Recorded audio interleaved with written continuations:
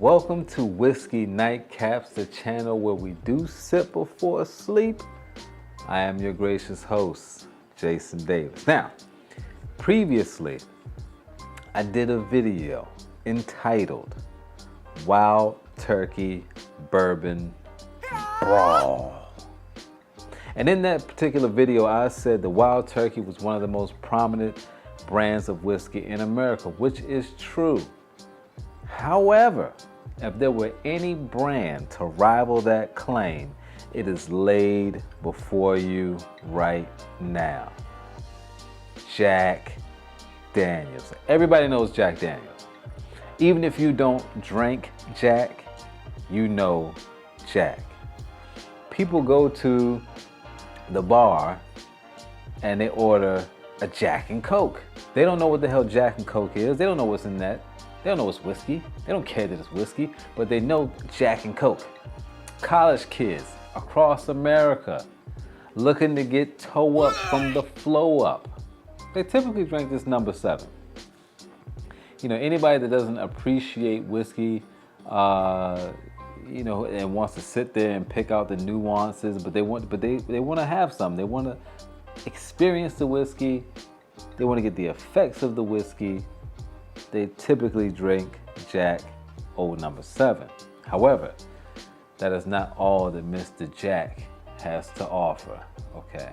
So, today, we're going to be putting head-to-head Jack Daniels Number 7, Jack Daniels Single Barrel, and Jack Daniels, what's this called? Jack Daniels Single Barrel Proof. Okay, it's going down. Stick around. Let's get to it.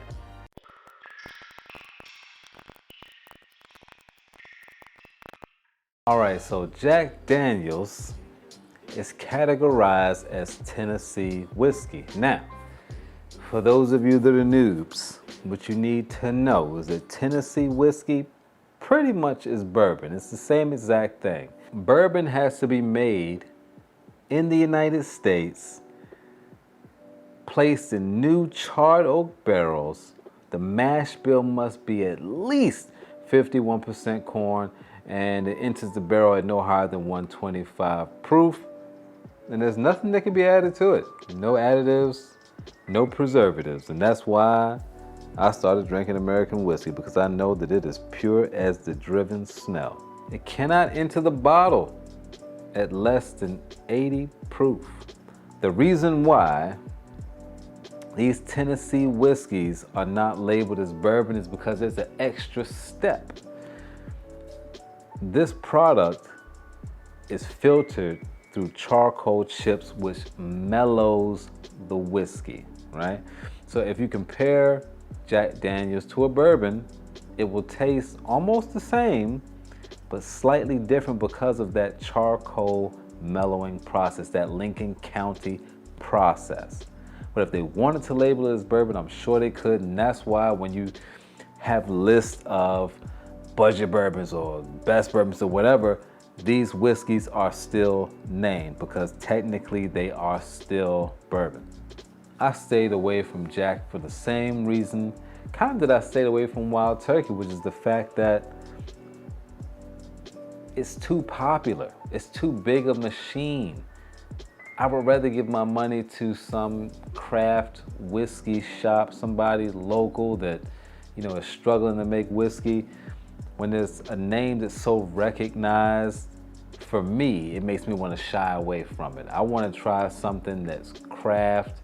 I feel like when a whiskey is too big, it's being made on an assembly line, and not as much care and love is being put into that product as a smaller company, which I'm sure is not true, but that was just my own preconceived biases. However, obviously, I've given Jack a chance because you see these bottles before you. Now, I own this bottle, This one I just purchased today, so you will witness the actual cracking of this bottle.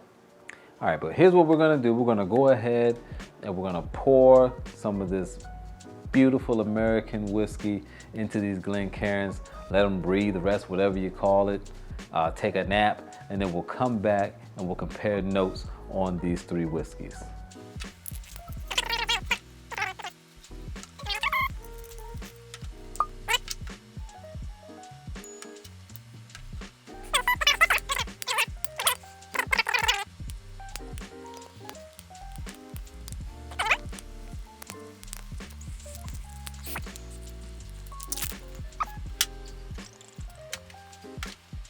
All right, so let's see what's going on here. Now, to me, a lot of bourbons have very, very, very similar, I pick up very similar things on the nose, and I pick up very similar things on the palate when it comes to bourbon. Bourbon reminds me, or even some ryes that have maybe right there at the cusp of 51% with corn and barley added in, like a Sagamore, reminds me of cola. Wait, what's that? Is the barrel char? It's classic. This is classic Jack. It's just classic bourbon. Nothing to write home about. A little bit rough. It's got a little edge to it. It's an everyday bourbon. Excuse me, Tennessee whiskey. Like I said, nothing to write home about. All right, let's go into this single barrel. It has a little floral note to it. So now we're getting into more of the complexities versus this number 7, the old number 7. And this is actually also 47% versus the 40. And every percent makes a difference for sure. We're still getting the classic bourbon notes, but soft. I mean, it's hard to describe what I mean when I say soft. It's still whiskey, but that charcoal just does something to it. Enough of that. Cheers. It's still a little rough. But you're getting a little bit more of that vanilla on the front, on the back end. A little maple on the back end. It's not bad. Can't say that this would be my first go-to. But as I said in a previous video, sometimes you're in certain moods and you need something that complements that mood. So would I drink this again without prompting, without the purpose of doing a video? Sure. There's a little bit more left in this glass, more than that, so I should finish it off. A sweetness is recognized immediately as soon as it hits the tongue. It's distinct. May not be the best, but it's in its own category, I would say. I can tell you, even before I cracked this, the color on this is totally different from these two. This has a dark amber color. So I know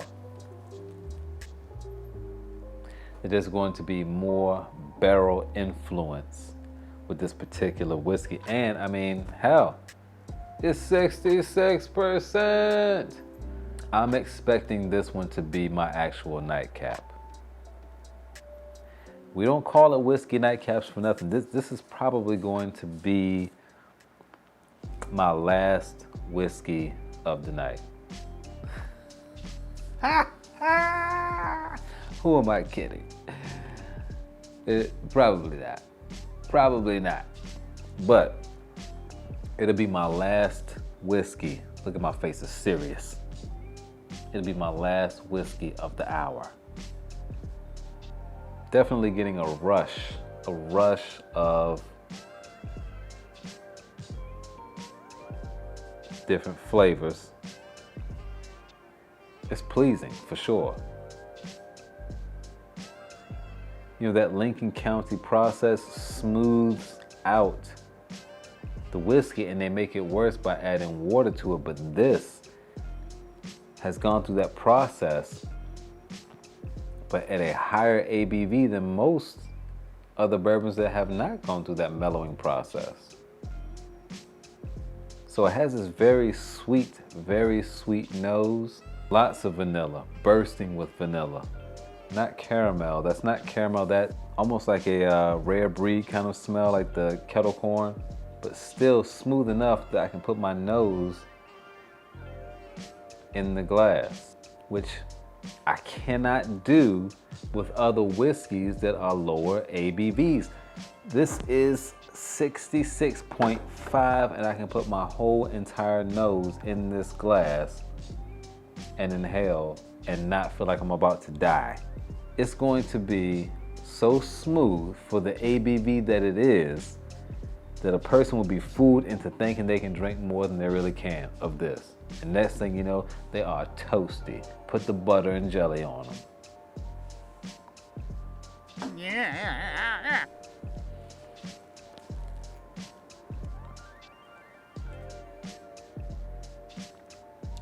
Rich. Oh my God. That probably gave me all the respect for the JD, that's what we're calling it now, the JD brand.